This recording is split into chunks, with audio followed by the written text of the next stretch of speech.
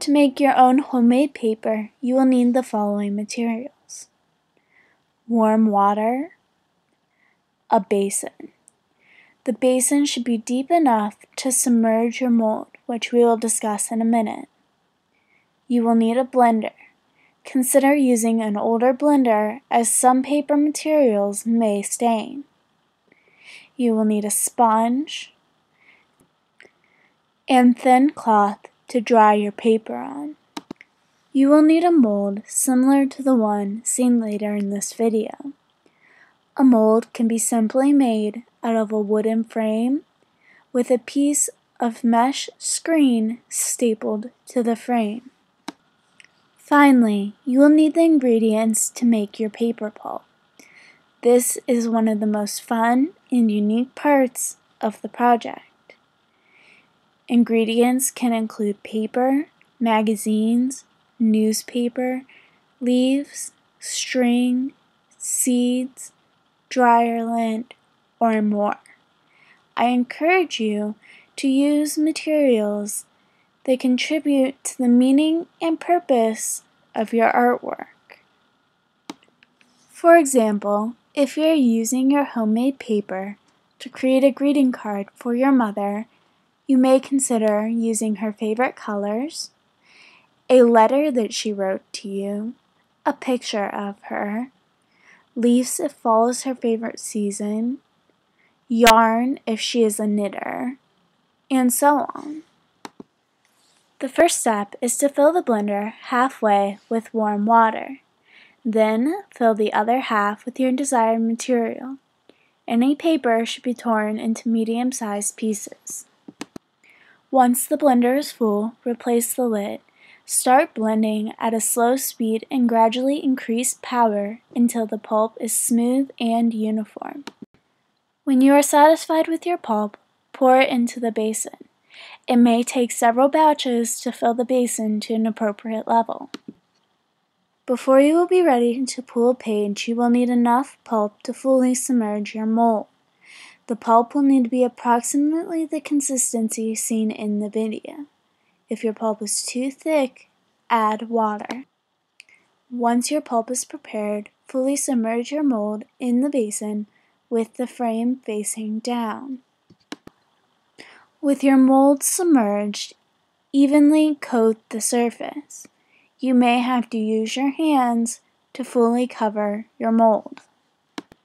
When the surface of your mold is evenly coated with a layer of paper pulp, pull it out of the basin. With your mold out of the basin, take a sponge and gently squeeze the excess water out of your paper. If you rip your paper, gently repair it with the extra pulp in the basin. Once you have removed the extra water from your paper, take a square of fabric and lay it over your mold. To clarify, the order will be screen, paper, and then fabric. At this point, you may gently press the fabric, securing it to the paper. Then, turn the whole thing over. With your mold flipped over, gently rub the screen, further securing the paper to the fabric. Then, take a sponge and remove any extra water. When all water has been removed, gently peel your mold away from the paper. The paper should stick to the fabric. At this point, you may hang the fabric on a clothesline or set it aside to dry. Your paper should remain on the fabric until it is dry and you have removed it. Your paper may take up to 12 hours to dry. Once your paper is dry, you may wish to crop the edges for a more square or rectangular page. Here is an example of a piece of homemade paper. Continue watching the video for project ideas and ways to use your homemade paper in artwork. This slide, as well as the next 3 slides, contain possible project ideas and ways to use your homemade paper in artwork. For more specific directions on each project, please research the internet or contact me. My email address is at the end of this video.